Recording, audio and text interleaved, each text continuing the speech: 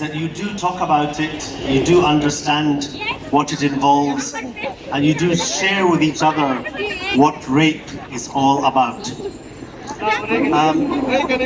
If we understand what rape is about, more people will join in the struggle to eliminate violence against women in all its forms.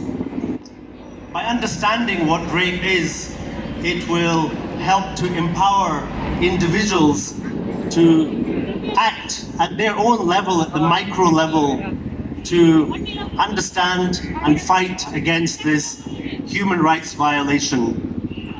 Let me just start with a definition of rape, and this may be uncomfortable to hear. Rape is unlawful sexual activity, and usually sexual intercourse, carried out forcibly under threat of injury against a person's will. Rape is also carried out when a person beneath a certain age or who is incapable of giving consent because of their mental illness, mental deficiency, intoxication, being unconscious, or because they have been deceived.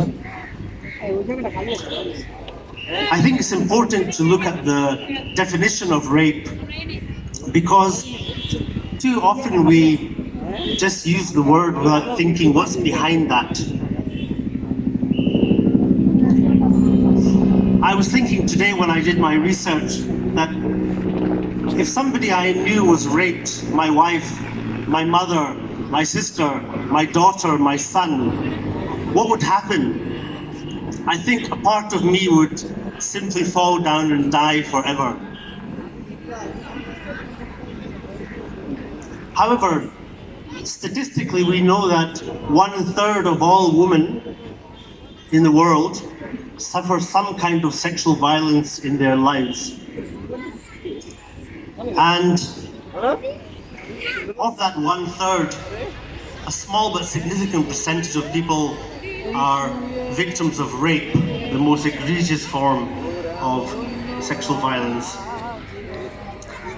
And I can say that I actually don't know anybody amongst my huge circle who has told me they've been raped, but definitely somebody has been. We all know somebody who has been a victim of sexual violence, and most of us know somebody who has been raped, but we don't actually talk about it.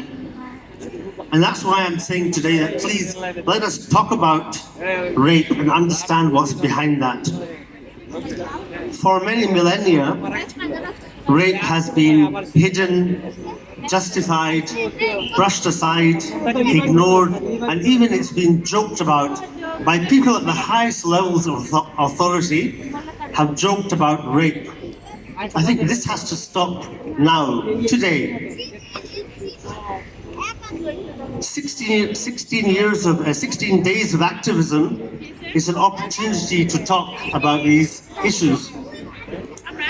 For the last 28 years, we have organized ourselves to raise awareness and to act against all forms of violence against women. There have been many themes to talk about: domestic violence, violence in the workplace, accountability, types of actions, and so on. And this year we're talking about rape. We're talking about rape in times of peace and in times of war. I could tell you many statistics about rape, but actually that will confuse you and bore you. I think you can read the definition yourself. You can go to the internet and read the statistics. They will shock you. If you understand the scale of what is going on globally, it's shocking, especially when you hear that those statistics are generally only about reported violence and reported rapes, but 99% in many contexts of rapes are unreported. So, today my request to all of you is to talk about it, understand it, talk to your family members, your friends, your communities, your workplaces. Try to understand what is the scale, what encourages people to rape? What enables them to rape? How do they justify that rape? And today we saw the stories about structural problems and cultural issues which lead to people being violated. If we understand the reasons for vulnerability to violence and rape, you will see that there are factors of age, of society, class, ethnicity, workplace. For example, the Rohingya refugees who we are currently hosting in Bangladesh, they have been unduly suffering from sexual violence. The United Nations has even said it's a form of a campaign as part of genocide against them. We also know that people who suffer from disabilities are extremely vulnerable, more vulnerable to sexual violence and rape. And today I would like to remind you that it's the International Day for persons with disabilities. So we should remember that these two serious issues, violence against women and people with disabilities, are actually conflated. So let me just end by saying that, gender-based violence and rape as one of the forms of that is a real human rights violation. The survivors of rape suffer from long-term trauma, physical and psychological. It tears away the fabric of our society, our community, our friendships, about everything. Rape and gender-based violence is used to terrifying effect in wars. But we need to talk about it. We need to understand the scale, the reasons behind it, the cultures which propagate it, and the structures which allow rape to go unpunished with impunity.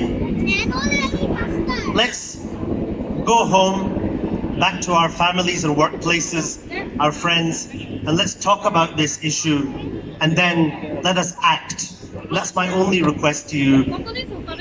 It's not something to hide away from, because we all know somebody who has suffered from violence. Probably most of us know somebody who has been raped, but that person hasn't told us. That person could be one of us. That person is certainly amongst us today. Let's talk about it, let's act, let's eliminate all forms of violence against women. Thank you so much. Thank you very much.